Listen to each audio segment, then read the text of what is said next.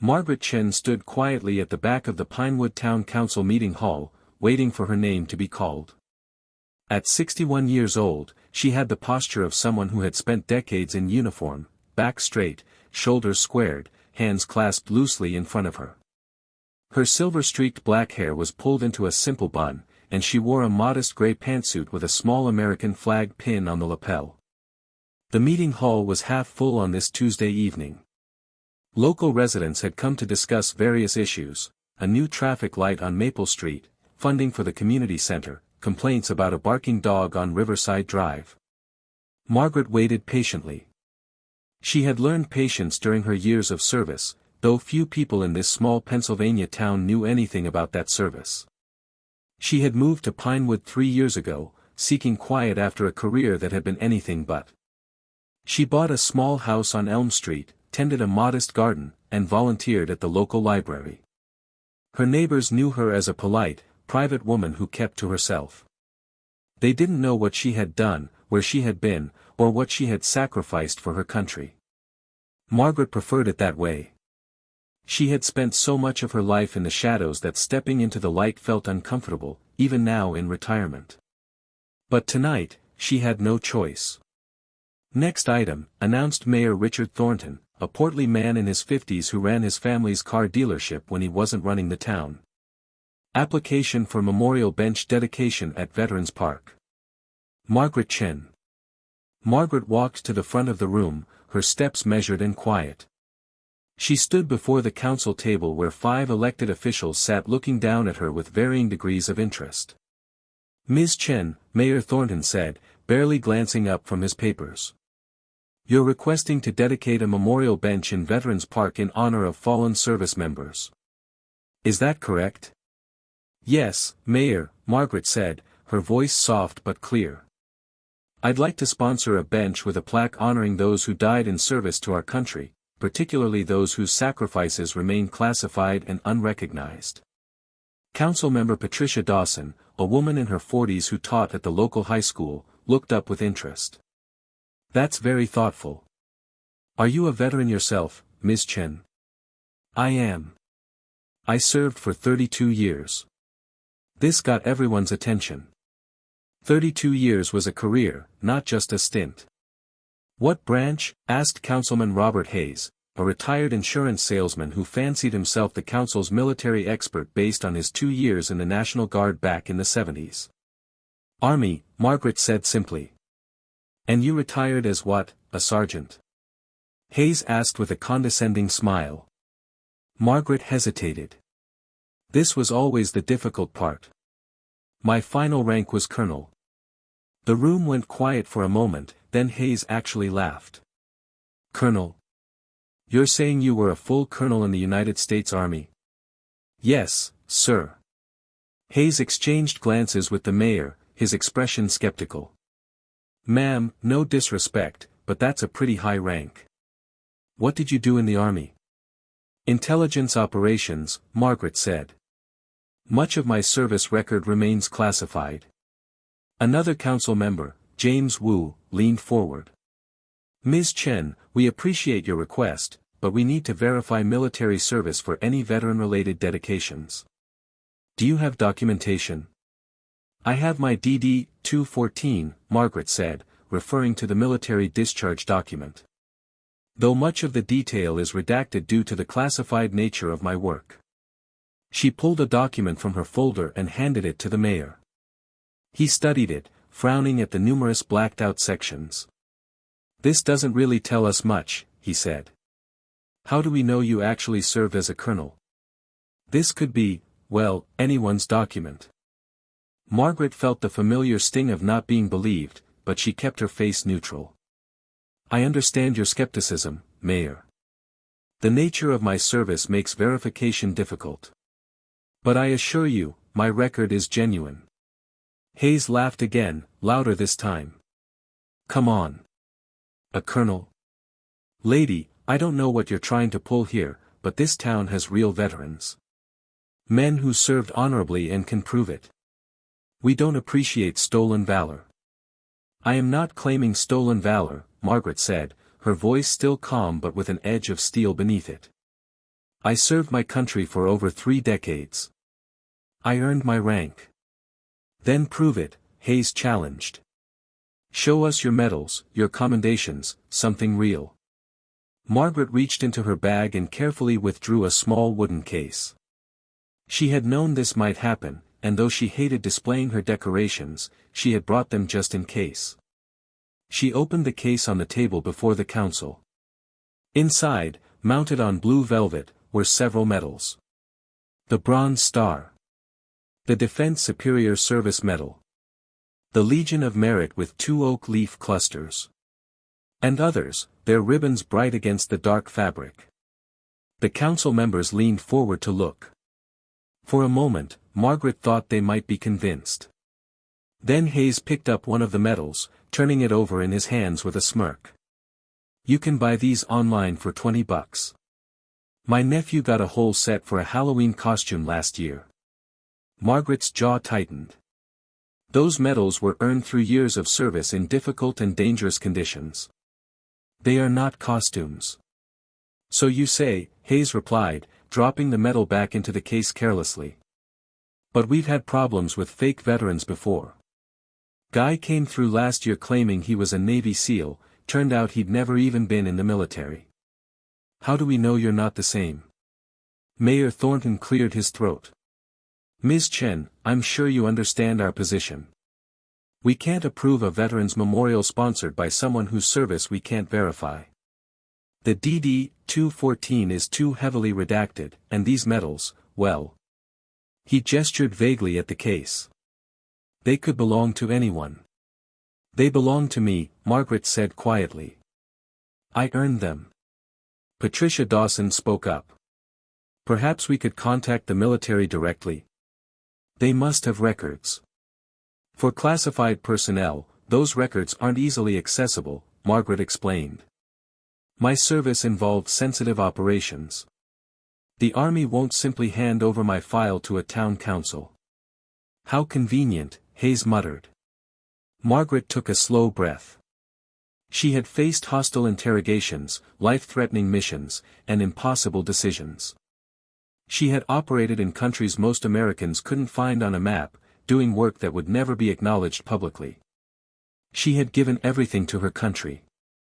And now she stood in a small town council meeting being called a liar by a man who had spent 2 years in the National Guard and thought that made him an expert. I understand your concerns, she said, gathering her medals back into their case. But I'm asking you to trust that I am who I say I am. The bench dedication isn't about me. It's about honoring those who can never be recognized, whose families were told their loved ones died in training accidents or administrative mishaps because the truth was too classified to share. Her voice carried the weight of personal knowledge, of memorials she had attended where she couldn't tell grieving parents how their children had really died, where their sacrifice had really been made. But the council members just looked at her with suspicion and, worse, pity. We'll take this under advisement, Mayor Thornton said, which everyone knew meant no. We'll contact you with our decision. There's one more thing, Margaret said. She pulled out another item from her bag, a photograph in a simple frame.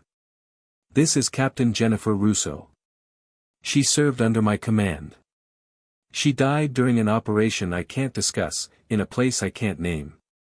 Her family was told she died in a vehicle accident during a training exercise. That was a lie, but it was necessary to protect ongoing operations. She was a hero, and her sacrifice has never been publicly acknowledged. The bench would be for people like her. She set the photograph on the table. It showed a young woman in army dress uniform, smiling confidently at the camera. Jennifer had been 28 when she died. Brilliant, brave, and gone in an instant. Hayes barely glanced at the photo.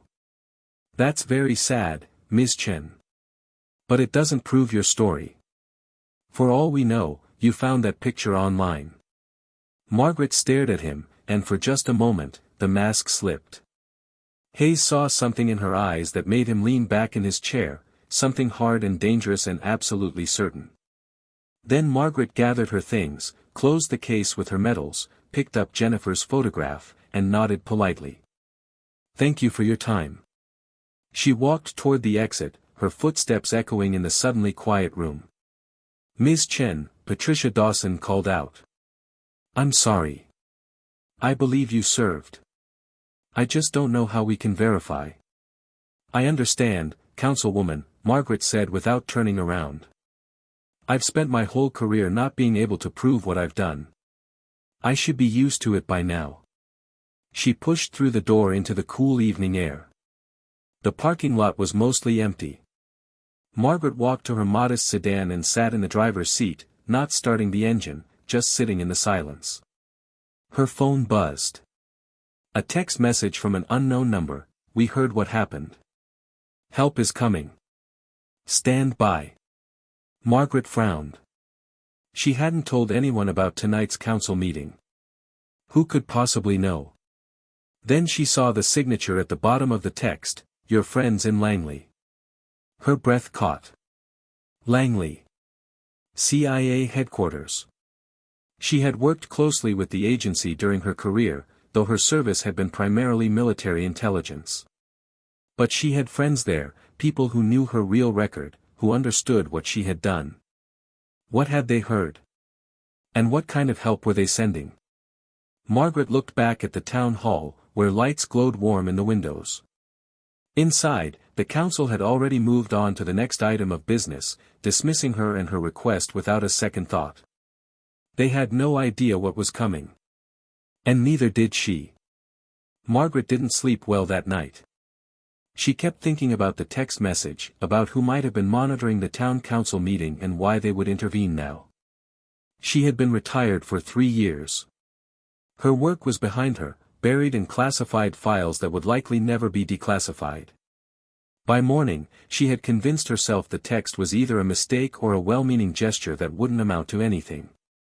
Help from Langley sounded dramatic, but in reality, what could they do? The CIA couldn't force a small town council to approve a memorial bench. She went about her normal routine: coffee and toast, a walk around the neighborhood, an hour in her garden pulling weeds from around the tomato plants. It was a quiet life, almost boring compared to what she had known. But that was exactly what she wanted. Peace. Simplicity. No more secrets. Around 10 in the morning, her phone rang. The caller ID showed a number with a Washington, D.C. area code. "Hello. Colonel Chen." The voice was male, professional, with the clipped tone of military or federal service. "This is Margaret Chen," she said carefully. She never confirmed her rank to unknown callers. "Colonel, this is Special Agent David Morrison, Federal Bureau of Investigation. I'm the Assistant Director of the Counterintelligence Division. Do you have a moment to speak?" Margaret sat down slowly on her garden bench. The FBI's Counterintelligence Division. This was serious. "Yes, I have time. I understand you attended a town council meeting last night in Pinewood, Pennsylvania. Is that correct?" "Yes, I did. And I understand there was some question about your military service record and decorations." Margaret closed her eyes. Someone had definitely been watching. Or listening. The council had concerns about verification. "Given the classified nature of my work, I couldn't provide the documentation they wanted. I'm aware of your service record, Colonel. All of it, including the parts that remain classified." Morrison's voice was respectful, almost reverent. "What happened at that meeting was unacceptable. You shouldn't have been put in that position. Agent Morrison, I appreciate the concern, but I don't see what the FBI can do about a local council's decision. The FBI has a vested interest in ensuring that our intelligence community veterans are treated with appropriate respect," Morrison said. "Particularly those who served with the distinction you did. Your operations prevented several major terrorist attacks and saved countless American lives. The fact that your work remains classified doesn't diminish its importance." Margaret felt unexpected emotion tighten her throat. For years, she had received classified commendations and thanks from people who understood what she had done. But in civilian life, she was just another quiet older woman. Hearing someone acknowledge her service felt like water in a desert. "What are you proposing?" she asked. "I'd like to attend the next town council meeting with you," Morrison said. "Along with a few colleagues who can speak to your service and character. If the council wants verification, we'll provide it. Within the bounds of national security, of course." "Agent Morrison, that's really not necessary." "With respect, Colonel, it is necessary. What happened last night was a form of stolen valor in reverse. You were accused of faking service you actually performed with extraordinary courage and skill. That's an insult to you and to everyone who serves in the shadows. We'd like to correct the record." Margaret thought about Robert Hayes's condescending laugh, about the mayor's dismissive tone, about her medals being called $20 Halloween costumes. "When is the next council meeting?" she asked. "Next Tuesday. Same time. I've already confirmed with the mayor's office that you'll be on the agenda again." He seemed surprised by the call from the FBI, but he agreed. Despite herself, Margaret smiled. "I imagine he was surprised. We'll meet you there at 6:45 p.m., 15 minutes before the meeting starts. And Colonel? You might want to wear your dress uniform. If you still have it." Margaret looked toward her bedroom closet, where her army service uniform hung in a garment bag, kept clean and ready out of habit and respect. "I have it." "Good. It's time these people see you as you really are." After the call ended, Margaret sat in her garden for a long time, watching a robin hop across the grass. Part of her felt uncomfortable with the attention this would bring. She had spent decades avoiding the spotlight, doing crucial work that no one could know about. But another part of her, the part that had led soldiers, made hard decisions, and carried the weight of classified operations, knew that Morrison was right. She had earned her rank and her medals through sacrifice and service. She shouldn't have to hide that or apologize for it. The week passed slowly. Margaret went about her quiet life, but she felt a change inside, like something dormant was waking up. She took her uniform to be pressed. She polished her medals until they gleamed. She retrieved her official service photographs from a box in her closet, pictures that showed her in combat zones, receiving commendations, standing with generals and intelligence directors. On Tuesday morning, she received another call from Agent Morrison. "Colonel, I wanted to give you a heads up. There will be more of us than I originally planned." "How many more?" 8 FBI personnel, including myself. Also, 2 representatives from the Defense Intelligence Agency and 1 from the CIA. We've also located 3 of the soldiers who served under your command who live close enough to attend. They asked to be there." Margaret felt overwhelmed. That's a lot of people for a small town council meeting. "You're a lot of officer, Colonel," Morrison said simply. "Your service touched multiple agencies and saved lives across several continents. The people coming tonight want to show respect. Please let them." At 6:30 that evening, Margaret drove to the town hall. She wore her army service uniform, the blue jacket with her rank insignia and ribbons, the crisp white shirt, the dark blue skirt. Her medals were properly mounted on her chest. Her shoes were polished to a mirror shine. Her hair was in a regulation bun. When she looked in the mirror before leaving home, she had barely recognized herself. For 3 years, she'd been retired Margaret, the quiet gardener. Now she was Colonel Chen again, and it felt both strange and exactly right.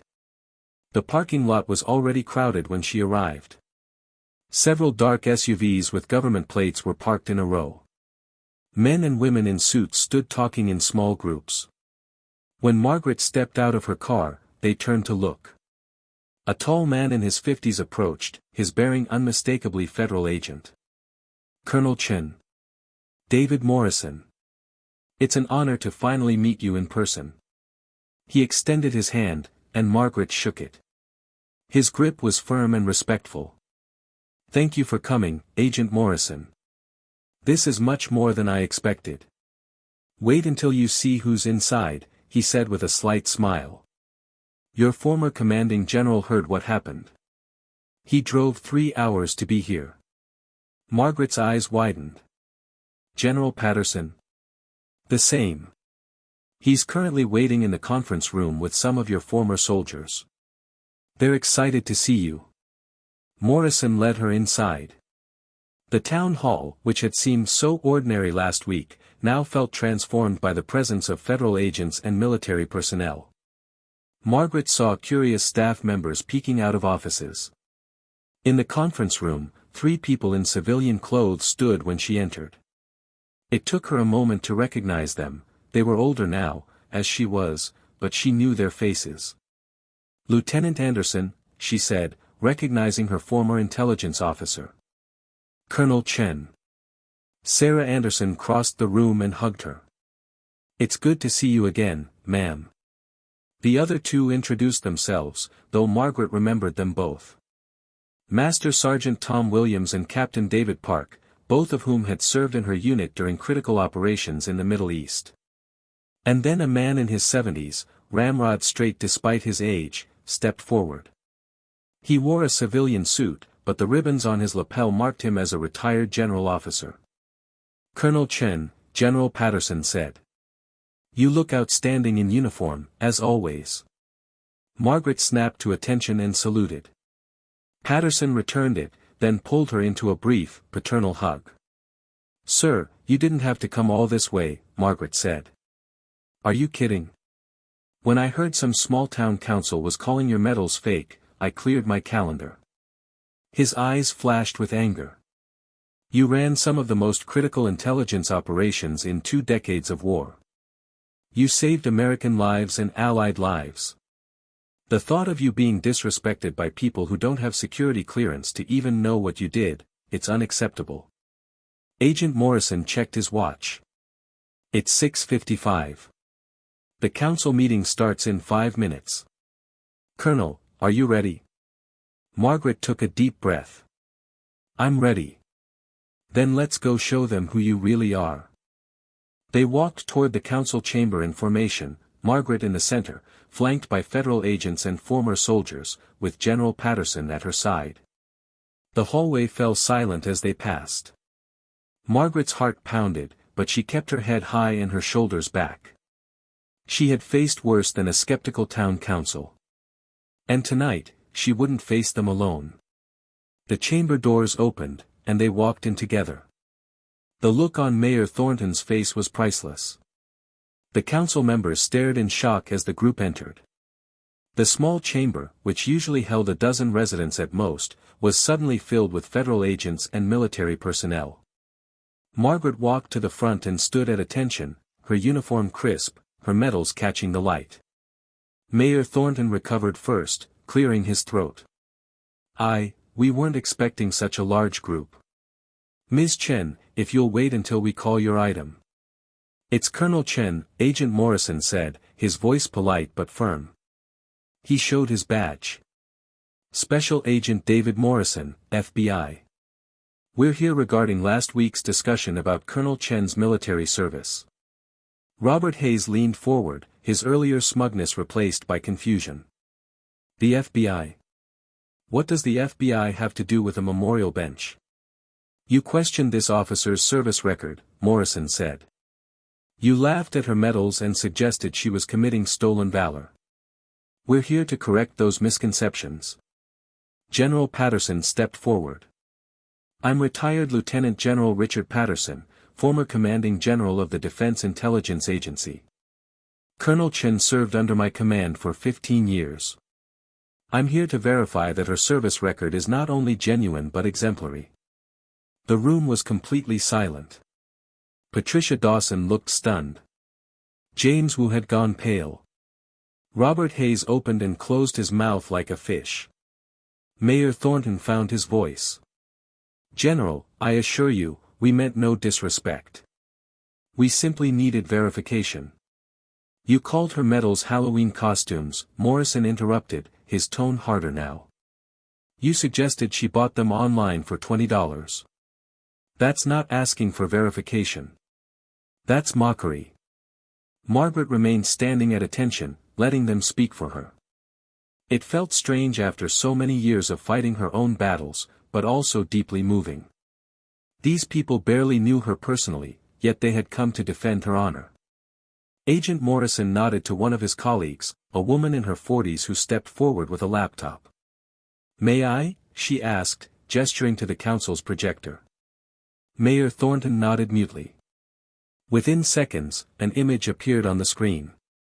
It showed Margaret in combat fatigues, younger but unmistakably her, standing with a group of soldiers in what looked like a Middle Eastern desert. The photo had an official Department of Defense watermark. "This is Colonel Chen in 2007, during Operation Iraqi Freedom," Morrison explained.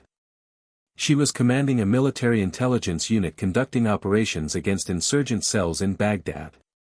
The operation she led that month prevented a planned attack on the Green Zone that would have killed hundreds of American personnel and Iraqi civilians. Another image appeared. Margaret in Afghanistan, standing with Afghan officials and American commanders. "This is 2011, Afghanistan." Colonel Chen coordinated intelligence sharing between U.S. forces, NATO allies, and Afghan security services. Her work led to the disruption of multiple Taliban networks. More images followed. Margaret receiving medals from generals. Margaret in classified briefing rooms with faces blurred out. Margaret with her intelligence teams. Sarah Anderson stepped forward. "I'm Sarah Anderson. I served as a lieutenant under Colonel Chen's command. She was the best officer I ever worked with, brilliant, courageous, and deeply committed to protecting her soldiers and completing the mission. When I was injured during a rocket attack on our compound, Colonel Chen personally ensured I was evacuated and stayed with me until I was stable. She saved my life." Master Sergeant Williams spoke next. Tom Williams, retired. "I served with Colonel Chen for 8 years. She ran operations that I still can't talk about in public, in places I can't name. What I can say is that her leadership prevented attacks that would have changed history.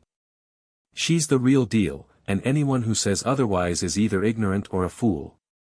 Robert Hayes flinched at that. Captain Park added his testimony. "Colonel Chen taught me what it means to serve with integrity. She never asked her soldiers to do anything she wouldn't do herself.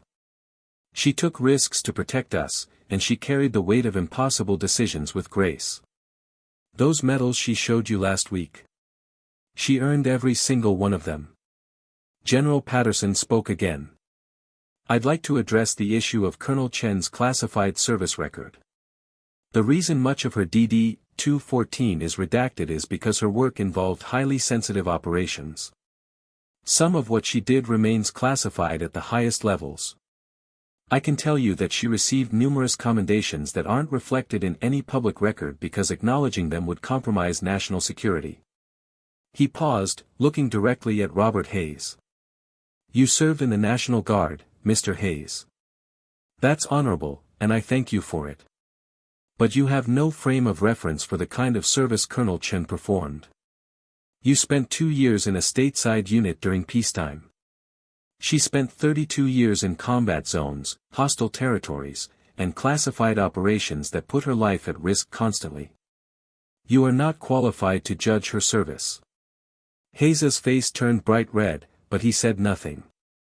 Morrison stepped forward again. "Colonel Chen requested a simple memorial bench to honor fallen service members whose sacrifices can't be publicly recognized.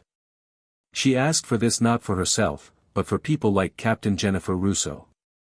The photo Margaret had shown last week appeared on the screen. Captain Russo was a military intelligence officer who died during a classified operation in 2013.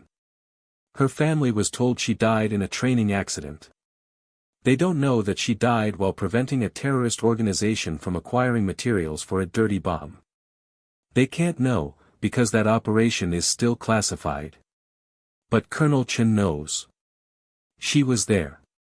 She held Captain Russo as she died. And she's carried that grief silently for 11 years because that's what her service required. Margaret felt tears threatening but held them back. She hadn't expected them to mention Jennifer. The wound was still raw, even after all these years. Patricia Dawson was crying openly now. "Colonel Chen, I'm so sorry. We didn't understand. How could you?" Margaret said quietly, speaking for the first time. "That's the nature of classified service. You do the work, you bear the cost, and you stay silent. I don't blame you for having questions. I only wish to honor those who can't be honored any other way." Mayor Thornton stood up, his face pale. "Colonel Chen, on behalf of this council, I apologize. Not just for questioning your service, but for the disrespect we showed. Mr. Hayes's comments were out of line, and I should have stopped them." He looked at the others, who all nodded. Even Hayes managed a stiff nod. "We would be honored to approve your memorial bench," the mayor continued. "And furthermore, we'd like to propose that Veterans Park be renamed in recognition of classified service members. Perhaps, the Colonel Margaret Chen Memorial Park." "No," Margaret said immediately. "Thank you, but no. The point isn't to honor me. The point is to honor those who died in silence. Just approve the bench, with a plaque that reads, 'In honor of those who served in silence and made the ultimate sacrifice.' That's all I want." Agent Morrison smiled slightly. "That's exactly what we expected you to say, Colonel. You never did like the spotlight." James Wu spoke up. "Colonel Chen, may I ask a question?" Margaret nodded. "Why Pinewood? Of all the places you could have retired, why this small town?" Margaret allowed herself a small smile. "Because it's quiet. Because people here don't know who I was or what I did. Because I could tend a garden and volunteer at the library and just be Margaret for the first time in decades. I didn't come here seeking recognition. I came here seeking peace. And we repaid you with suspicion and mockery," Patricia Dawson said sadly. "I'm ashamed." "Don't be," Margaret said. "Skepticism about stolen valor is actually a good thing. There are frauds out there, and they should be challenged. You were trying to protect the honor of real veterans. I respect that." General Patterson checked his watch. "Colonel, some of us have long drives ahead. Before we go, is there anything else you need from this council?" Margaret shook her head. "Just the bench approval. That's all I came for." Mayor Thornton immediately called for a vote.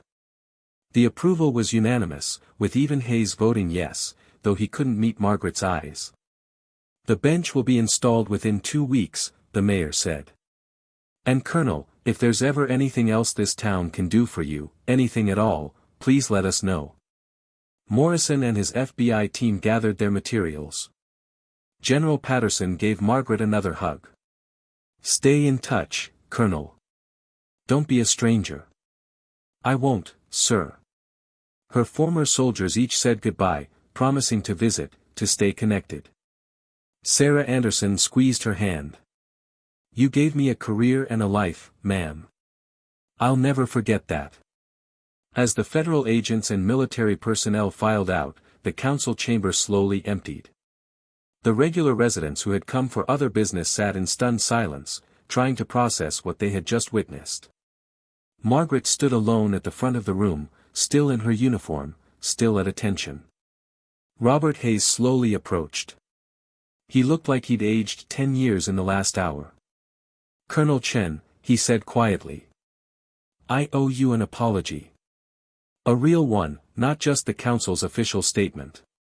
What I said last week was disrespectful and ignorant. I'm sorry." Margaret studied him for a moment, then nodded. "Apology accepted, Mr. Hayes. We all make mistakes. I let my ego get in the way," he continued. "I thought my 2 years in the Guard gave me the right to judge. But I don't know anything about real service. Not like yours." "Your service was real too," Margaret said gently. "Different, but real. Every person who wears the uniform serves honorably. I hope you'll remember that." Hayes nodded, clearly moved. "I will. And I'll be at the bench dedication. If that's all right with you." "It's all right," Margaret said. Everyone's welcome. She left the town hall and walked to her car. The parking lot was empty now, the government vehicles gone. The night was cool and quiet, stars visible above the streetlights. Margaret sat in her car for a moment before starting the engine. She looked down at her uniform, at the medals on her chest, at the rank insignia on her shoulders. For 3 years, she had hidden this part of herself. Tonight, it had been brought into the light. And surprisingly, it felt good. She started the car and drove home, still in uniform, still Colonel Chen. At least for tonight. The story of what happened at the town council meeting spread through Pinewood like wildfire. By the next morning, Margaret's phone was ringing constantly. Local reporters wanted interviews. The Historical Society wanted to do a program on her service. The high school asked if she would speak to students. Margaret declined most requests politely but firmly. She hadn't wanted publicity, she had only wanted to honor her fallen comrades. But she agreed to one interview with the Pinewood Gazette, the weekly local paper, on the condition that the focus be on classified service members generally, not on her specifically. The reporter, a young woman named Emily Santos, came to Margaret's house on Thursday afternoon. They sat in the garden, surrounded by late summer flowers and the drone of bees. Colonel Chen, Emily began, everyone in town is talking about what happened Tuesday night. The FBI, General, your service record. People are amazed that someone with your background has been living here quietly for 3 years. That was rather the point, Margaret said with a slight smile. I wanted quiet. But don't you think the town deserves to know about your service? You're a hero. Margaret shook her head gently. I'm not comfortable with that word. I did my job, same as thousands of other intelligence officers and soldiers. The difference is that my work happened to stay classified. That doesn't make it more heroic than what others did. Agent Morrison said you prevented terrorist attacks that would have changed history. Agent Morrison has access to classified information and sometimes speaks more freely than I can, Margaret said diplomatically. What I can tell you is that I served in military intelligence for 32 years. I worked with incredible people, soldiers, analysts, linguists, local sources who risked their lives to help us. Any success we had was a team effort. Emily made notes, then looked up with genuine curiosity. What was it like being a woman in that field? Especially in combat zones? Margaret considered the question. Challenging. When I started my career in the late 80s, there weren't many women in military intelligence, especially not in leadership positions. I had to prove myself constantly. But I also had the privilege of working with some extraordinary female officers and analysts who paved the way. Did you ever face discrimination? Of course. There were men who didn't think women belonged in uniform, especially not in intelligence or combat support roles. There were foreign officials who wouldn't deal with me because I was a woman. There were situations where my gender made operations more complicated. Margaret paused, choosing her words carefully. But there were also times when being a woman was an advantage. I could go places and talk to people that male officers couldn't. Women are often underestimated, and in intelligence work, being underestimated can be a powerful tool. Like when the town council underestimated you. Margaret smiled. That wasn't strategic. That was just me trying to live quietly and getting called out for something I couldn't easily prove. How did it feel when they laughed at your medals? The smile faded. Honestly? It hurt. I've carried the weight of what those medals represent for years. People died. I was wounded. I made decisions that kept me awake at night. To have someone dismiss all of that as a $20 Halloween costume was painful. But you stayed calm. I learned a long time ago that losing your temper rarely helps. And I understood their skepticism, even if their approach was disrespectful. Stolen valor is a real problem. Emily asked about specific operations, but Margaret deflected with practiced ease.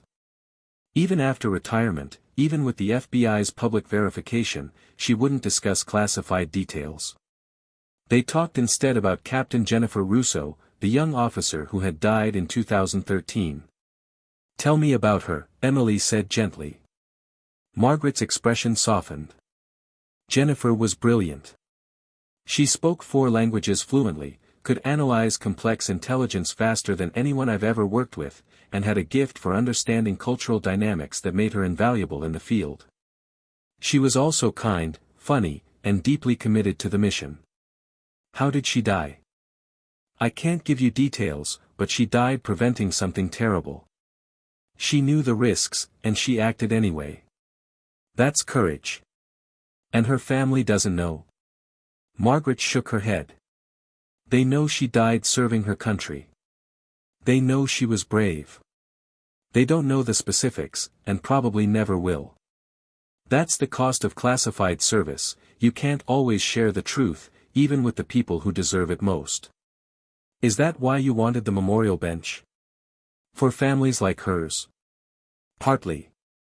But also for the service members themselves. They deserve to be remembered, even if their names can't be on monuments or their stories can't be told. The bench is a small way of saying, we know. We remember. Your sacrifice mattered." The interview lasted an hour. Emily promised to send Margaret the article before publication, and she kept her word. The story that appeared in the Pinewood Gazette the following week was respectful and focused on the broader issue of classified service rather than sensationalizing Margaret's background. But the attention didn't stop. The local VFW Post invited Margaret to join, and she accepted. They made her an honorary member at a ceremony that was surprisingly moving. Old veterans, men who had served in Korea and Vietnam, shook her hand with genuine respect. "It's good to have a real war hero in our ranks," one said. "I'm not," Margaret started, but he waved her off. "You're a colonel with a chest full of medals from combat zones. That makes you a hero in my book, classification or not." The memorial bench was installed 2 weeks after the council meeting, just as Mayor Thornton had promised. It was placed in the center of Veterans Park, under a large oak tree. The brass plaque read exactly as Margaret had requested, "In honor of those who served in silence and made the ultimate sacrifice." The dedication ceremony was scheduled for a Saturday morning. Margaret expected a small gathering, maybe the council members, a few veterans, some curious townspeople. Instead, over 200 people showed up. The entire town council was there. Agent Morrison and 3 other FBI representatives came. General Patterson returned, bringing 2 more retired generals with him. Sarah Anderson, Tom Williams, and David Park all attended, along with a dozen other former soldiers who had served under Margaret's command at various points in her career. But the most surprising attendees were the families. A woman in her 50s approached Margaret before the ceremony began. "Colonel Chen. I'm Patricia Russo. Jennifer's mother." Margaret's breath caught. "Mrs. Russo. I didn't expect, how did you know about this?" "Agent Morrison contacted me. He said there was going to be a memorial for service members like Jennifer. I wanted to be here." Margaret's eyes filled with tears. "Your daughter was extraordinary.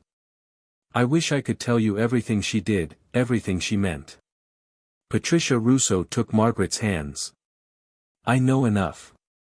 I know she served with honor. I know she died doing something important. And I know her commanding officer cared enough to create this memorial. That means everything." The ceremony was simple but powerful. Mayor Thornton gave a short speech apologizing again for the council's initial response. General Patterson spoke about the importance of honoring classified service. A local pastor offered a blessing. Then Margaret was asked to speak. She stood before the crowd in her dress uniform, her medals gleaming in the morning sun. For a moment, she was back in briefing rooms and forward operating bases, addressing her troops before difficult missions. "I'm not comfortable with attention," she began. "I spent most of my career in the shadows, and that's where I preferred to be. But I'm standing here today because some sacrifices should be acknowledged, even if they can't be fully explained. This bench is for people like Captain Jennifer Russo, who died serving her country in ways that must remain classified. It's for the analysts who spent careers piecing together threats that the public never knew existed. It's for the linguists and cultural advisors who risked their lives to help us understand complex situations. It's for the local sources and allied personnel who helped us keep Americans safe. Many of their names will never be on monuments. Their stories will never be in history books. Their families may never know the full truth of what they did. But they deserve to be remembered. So this bench is a promise: we remember. We honor. We will never forget your sacrifice, even if we can't speak its details. She paused, looking at the simple bench under the oak tree. And I hope it's also a reminder that heroism comes in many forms. It's not always loud or public or dramatic. Sometimes it's quiet. Sometimes it's classified. Sometimes it happens in places and ways that can never be acknowledged. But it's no less real. And no less worthy of respect. The crowd applauded. Patricia Russo came forward and placed a single red rose on the bench. Other families followed, people whose loved ones had died in classified operations, whose grief had been complicated by not being able to know the full truth. Margaret stood with them, and for the first time since retiring, she didn't feel alone with her memories. After the ceremony, people lingered in the park. Margaret found herself surrounded by veterans, families, and townspeople who wanted to thank her, to shake her hand, to tell her their own stories. Robert Hayes approached, standing awkwardly at the edge of the crowd. When Margaret noticed him, she excused herself and walked over. "Mr. Hayes," she said. "Colonel Chen. That was a beautiful speech. And this memorial is important. I'm glad I was wrong about you." "You weren't wrong to be skeptical," Margaret said. "You were just wrong about how you expressed it." Hayes nodded. "I've been thinking a lot this past 2 weeks. About my own service, about what it really meant. I wore the uniform for 2 years. I'm proud of that. But I never faced what you faced. I never had to carry what you carry. And I need to stop pretending my experience gives me the right to judge others." "Your experience gives you the right to be part of the veteran community," Margaret said. "That's valuable too. We need people who understand military culture, even if they never deployed. Just remember that every veteran's story is different." "I will," Hayes said. "And Colonel, if you ever want to speak at the VFW, about anything, we'd be honored to host you." Margaret smiled. "I'll think about it." As the crowd finally dispersed, Margaret sat alone on the bench for a few minutes. The brass plaque caught the light. The oak tree rustled overhead. It was peaceful here. She thought of Jennifer Russo and all the others who had died in service that couldn't be recognized. She thought of the operations that remained classified, the battles that had been fought in silence, the victories that would never make headlines. This bench wouldn't bring them back. It wouldn't declassify their service or tell their full stories. But it was something. A small acknowledgement. A quiet memorial. And sometimes, Margaret thought, quiet memorials were the most powerful of all. Life in Pinewood gradually returned to normal, though normal had shifted. Margaret was no longer just the quiet woman who gardened and volunteered at the library. She was Colonel Chen, though most people simply called her Margaret. The town had embraced her with a warmth she hadn't expected. She started teaching a self-defense class at the community center on Wednesday evenings. It began with just a few women interested in basic safety, but word spread. Within a month, she had 20 regular students, ranging from teenage girls to women in their 60s. "I can't teach you everything," she told them at the first class. "But I can teach you to be aware, to trust your instincts, and to fight back if necessary. Most importantly, I can teach you that you're stronger than you think." The library where she volunteered asked her to lead a book discussion group on military history and memoirs. She agreed, and found herself helping people understand not just the facts of conflicts, but the human cost, the complexity, the weight that veterans carried home. The VFW post became a regular gathering place for her. She attended their monthly dinners, helped organize the annual Veterans Day ceremony, and found friendship among men and women who understood service, even if the details of their experiences differed greatly from hers. But the most meaningful change came from the families. Patricia Russo stayed in touch. She called Margaret once a week, just to talk. Sometimes about Jennifer, sometimes about everyday life. A friendship formed between them, born from shared loss but growing into something more. "You were the last person to see my daughter alive," Patricia said during one call. "That connects us. And I'm grateful that she had a commanding officer who cared enough to remember her, to honor her." Other families reached out too. A husband whose wife had died in a classified CIA operation. A mother whose son had been killed while working with Special Operations Forces. A sister whose brother had disappeared during a mission and was officially listed as killed in action, though the circumstances remained sealed. They formed an informal support group, meeting monthly at Margaret's house. They couldn't always share details, but they could share grief, understanding, and the unique pain of losing someone to classified service. "My son's name isn't on the memorial wall at CIA headquarters," one mother said during a meeting. "He's not in any public database. It's like he never existed." "He existed," Margaret said firmly. "He mattered. And we remember him." The group started a private tradition. Once a year, on Memorial Day, they would gather at the bench in Veterans Park before the town's official ceremony. They would say the names of their loved ones aloud, share a memory, and place flowers. It was their own classified memorial service. 3 months after the bench dedication, Margaret received another call from Agent Morrison. "Colonel Chen, I have a request. It's unusual, and you're free to decline." "What is it?" "We're developing a training program at the FBI Academy for agents who will work with military and intelligence communities. We want them to understand the culture, the sacrifice, the complexity of classified service.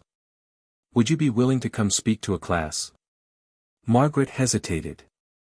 "I'm retired, Agent Morrison. I'm not sure I'm the right person." "You're exactly the right person. You can talk about leadership, about making hard decisions, about carrying classified burdens. You can help these young agents understand what veterans like you have experienced." After some thought, Margaret agreed. She traveled to Quantico and spoke to a class of 50 FBI trainees. She talked about command, about loss, about the weight of secrets. She talked about Captain Jennifer Russo and others like her. When she finished, the questions came fast. Not about specific operations, but about how she dealt with the isolation of classified work, how she led people through impossible situations, how she processed trauma while maintaining security. She answered honestly, and when she was done, the entire class stood and applauded. "That was more valuable than any textbook," one young agent told her afterward. "Thank you for your service, and for sharing your experience with us." The speaking invitation led to others. The Defense Intelligence Agency asked her to speak at their annual conference. The Army War College invited her to lecture on intelligence operations in counterinsurgency. A veterans organization wanted her to address their national convention. Margaret accepted some and declined others, always being careful not to let the recognition become about her rather than about the broader issues she wanted to highlight. But the invitation that surprised her most came from an unexpected source, Robert Hayes. He called on a Tuesday evening. "Colonel Chen, I hope I'm not bothering you." "Not at all, Mr. Hayes. What can I do for you?" "I'm teaching a civics class at the high school this semester. We're doing a unit on public service.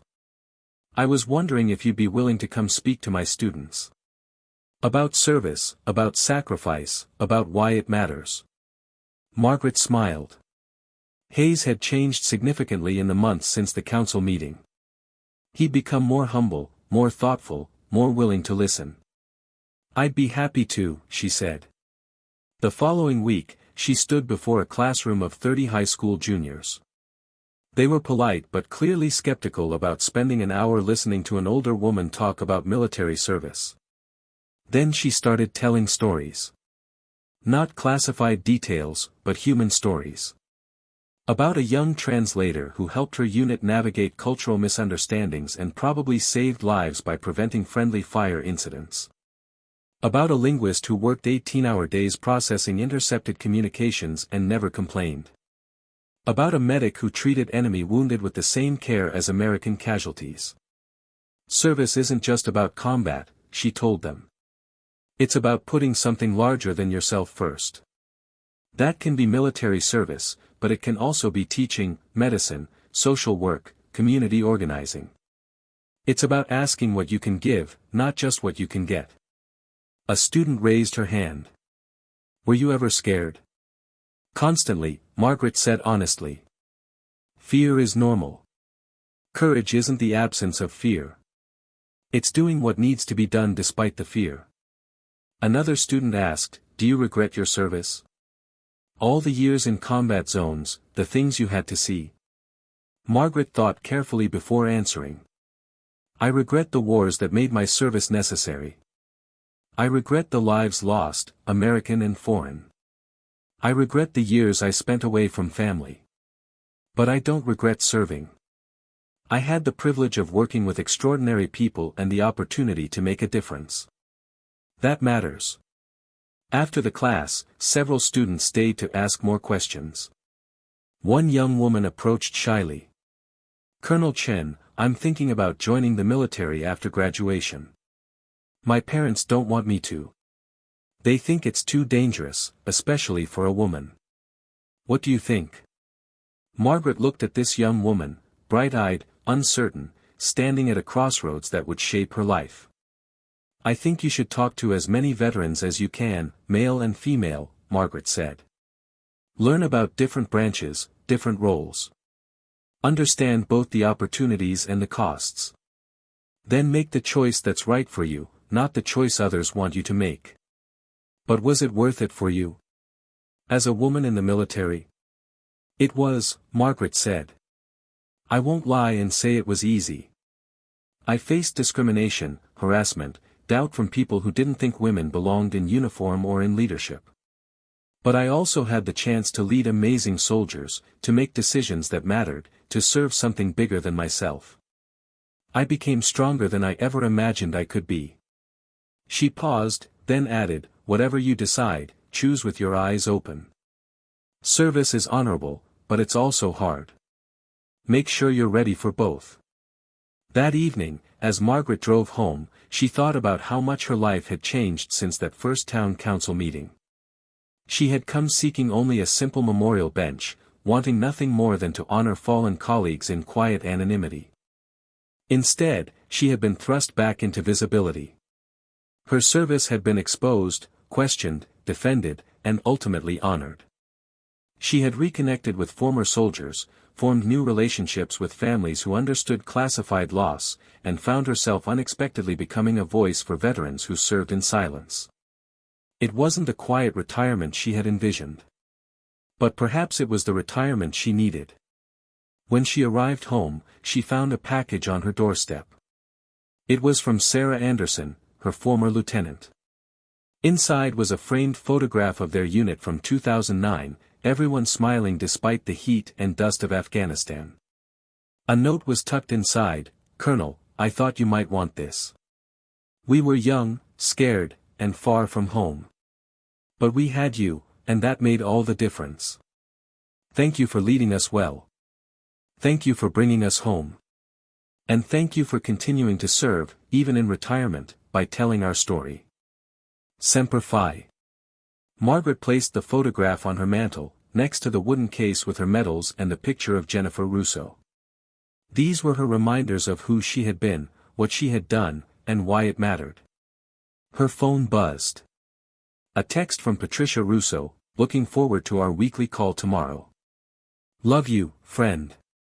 Another text from Agent Morrison, Colonel, we have 3 more speaking requests. No pressure, but let me know if you're interested. And one from the VFW Post, don't forget the memorial planning meeting Thursday night. We're counting on your input. Margaret looked around her small, neat house. At the garden visible through the kitchen window. At the stack of library books on the coffee table. At the photos and medals that documented a career most people would never fully understand. She had sought peace in Pinewood, and she had found it. But she'd also found something she hadn't expected: purpose. For 32 years, she had served in the shadows, doing work that couldn't be acknowledged, carrying burdens that couldn't be shared. Now, in retirement, she could finally talk about some of it. She could honor those who had died. She could help people understand the cost of classified service. She could mentor young people considering military careers. She could, in her own way, continue to serve. That night, Margaret slept peacefully for the first time in years. No nightmares about the ambush that killed Jennifer. No anxiety about keeping secrets. No weight of unshared grief. Just peace, earned through service and sealed with honor. The next morning, she was back in her garden, pulling weeds and enjoying the sunshine, when a car pulled up. A young man in an army uniform stepped out and approached her gate. "Ma'am, I'm looking for Colonel Margaret Chin." Margaret straightened up, brushing dirt from her hands. "I'm Margaret Chin." The young soldier saluted sharply. "Colonel, I'm Lieutenant James Morrison. Agent Morrison is my uncle. He told me you lived in Pinewood, and I'm stationed at Fort Benning. I'm driving through on leave and wanted to meet you. My uncle says you're a legend in the intelligence community." Margaret returned the salute, smiling. "Your uncle is prone to exaggeration. Would you like some coffee, Lieutenant?" "I'd be honored, ma'am." They sat in her garden, and she listened as this young officer talked about his career, his hopes, his uncertainties. She offered advice born from decades of experience. She encouraged him to lead with integrity, to take care of his soldiers, to understand that the hardest decisions often had no perfect answers. When he left an hour later, he saluted again. "Thank you, Colonel. This meant a lot. Stay safe, Lieutenant. And stay true to your principles." As his car disappeared down the street, Margaret returned to her garden. The sun was warm, the flowers were blooming, and the small memorial bench in Veterans Park stood as a quiet reminder of service rendered in silence. She was Colonel Margaret Chin, retired. She was a gardener, a volunteer, a teacher, a friend. She was a woman who had served her country with distinction for 32 years, who had earned her rank and her medals through courage and sacrifice, who carried the weight of classified operations and honored loss with grace. And she was finally, truly home. In Pinewood, Pennsylvania, population 12,000, she had found what she'd been searching for all along, a place where she could be both who she was and who she had been, where her service was honored but didn't define her, where she could live in peace while still serving in purpose. The judge, Mayor Thornton, who had once laughed at her medals, had learned a valuable lesson about assumptions and respect. The FBI had arrived and set the record straight, addressing her by her rank and reminding everyone that some heroes serve in silence. And Margaret Chin, Colonel, U.S. Army, retired, had finally received what every veteran deserves: recognition, respect, and the freedom to define her own next chapter. The story that began with mockery ended with honor. And that, Margaret thought as she returned to her tomatoes, was exactly as it should be.